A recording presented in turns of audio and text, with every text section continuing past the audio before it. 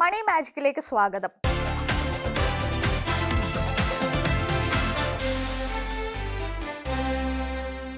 പിടിതരാതെ ഉയർന്നും താഴ്ന്നും മുന്നേറുകയാണ് സ്വർണ്ണവില.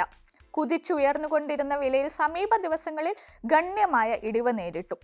ഏപ്രിൽ 22-ന് രേഖപ്പെടുത്തിയ 10 ഗ്രാമിന് 99,358 രൂപ എന്ന ഏറ്റവും ഉയർന്ന വിലയിൽ നിന്ന് ഏകദേശം 7% കുറവാണ് സംഭവിച്ചിരിക്കുന്നത്.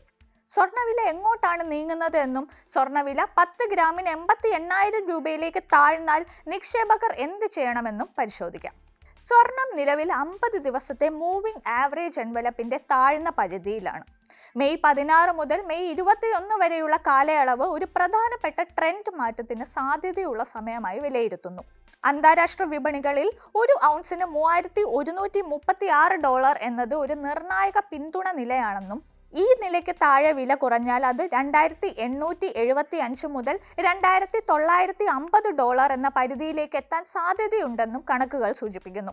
US ഫെഡറൽ റിസർവ് പലിശ നിരക്ക് കുറയ്ക്കാനുള്ള സാധ്യത സ്വർണ്ണത്തെ പോലുള്ള സുരക്ഷിത നിക്ഷേപങ്ങളുടെ ഡിമാൻഡിനെ ബാധിച്ചിട്ടുണ്ട് എന്ന് ആക്സിസ് സെക്യൂരിറ്റീസ് നിരീക്ഷിച്ചു. സ്വർണ്ണത്തിൽ നിന്ന് വരുമാനം ലഭിക്കാത്തതും പലിശ നിരക്ക് വർദ്ധിക്കുന്നതും കാരണം നിക്ഷേപകർ ഒരു ആകർഷകമായ ഓപ്ഷനായി ഇതിനെ കാണുന്നില്ല. അപ്പോൾ പ്രസിദ്ധമായി നിൽക്കുന്ന ചോദ്യം സ്വർണ്ണവില 88,000 രൂപയിലേക്ക് താഴുമോ എന്നതാണ്. ജിയോ പൊളിറ്റിക്കൽ ടെൻഷനും കുറഞ്ഞ ഡിമാൻഡും കാരണം സ്വർണ്ണവില കാര്യമായ സമ്മർദ്ദത്തിലാണ് എന്ന് ഓക്മോണ്ടിന്റെ റിസർച്ച് വിഭാഗം മേധാവി രേണിഷ ചെനാനി പ്രസ്താവിച്ചു. റഷ്യയും യുക്രൈനും തമ്മിലുള്ള ചർച്ചകളുടെ വേഗത കുറഞ്ഞത് സുരക്ഷിത നിക്ഷേപങ്ങളിലേക്ക് വീണ്ടും നിക്ഷേപകരുടെ ശ്രദ്ധ കേന്ദ്രീകരിച്ചു. ഇത് ഒരു ദിവസം കൊണ്ട് സ്വർണ്ണവില ഏകദേശം 1,500 രൂപ ഉയരാനുള്ള സാഹചര്യമുണ്ടാക്കി. റിദ്ധി സിദ്ധി ബുള്ളിയൻസിന്റെ മാനേജിംഗ് ഡയറക്ടർ പൃഥ്വിരാജ് കോത്താരി സ്വർണത്തിന്റെ കരുത്ത് ഇപ്പോഴും ശക്തമാണ് എന്ന് ചൂണ്ടിക്കാട്ടി ഒരു പോസിറ്റീവ് കാഴ്ചപ്പാടാണ് പ്രകടിപ്പിക്കുന്നത്. വിലയിടിവിന്റെ സാഹചര്യത്തിൽ നിക്ഷേപകർ ആഗോള തലത്തിൽ നടക്കുന്ന കാര്യങ്ങളിൽ പ്രത്യേക ശ്രദ്ധ ചെലുത്തണമെന്ന് അദ്ദേഹം പറയുന്നു.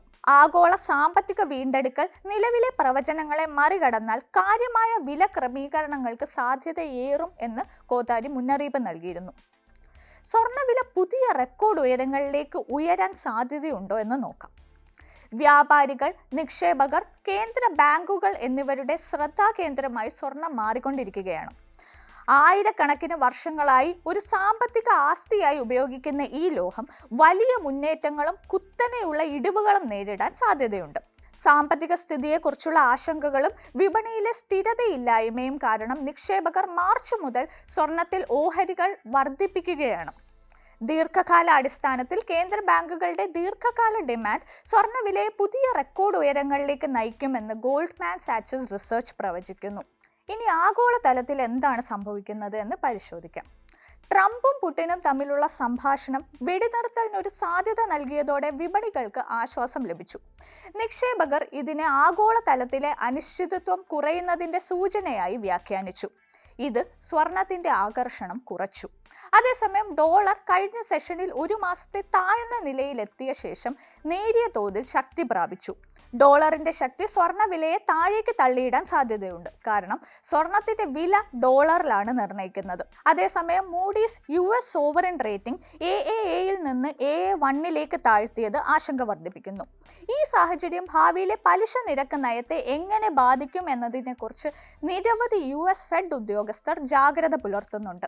അടുത്ത കാലത്ത് ഇത്തരം പ്രതിസന്ധികൾ ഉണ്ടായിരുന്നിട്ടും 2025-ലെ മികച്ച പ്രകടനം കാഴ്ചവെച്ച ആസ്തികളിൽ ഒന്നാണ് സ്വർണം. ഈ വർഷം സ്വർണ്ണവില പല തവണ റെക്കോർഡ് ഉയരങ്ങളിൽ എത്തിയിട്ടുണ്ട്.